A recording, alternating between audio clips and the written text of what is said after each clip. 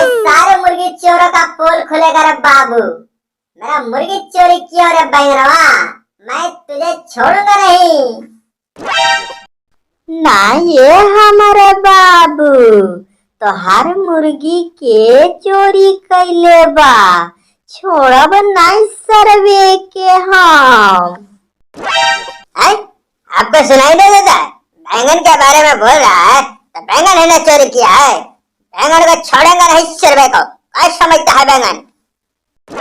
अरे कद्दू, तुम जानते नहीं हो मैं चोर से खरीदा हूँ, मैं चोरी नहीं करता हूँ समझे, मैं चोर से खरीदा हूँ।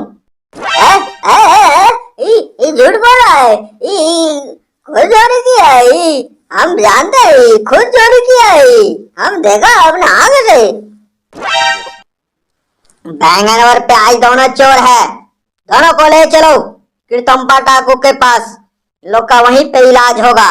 क्या समझता है इन लोग?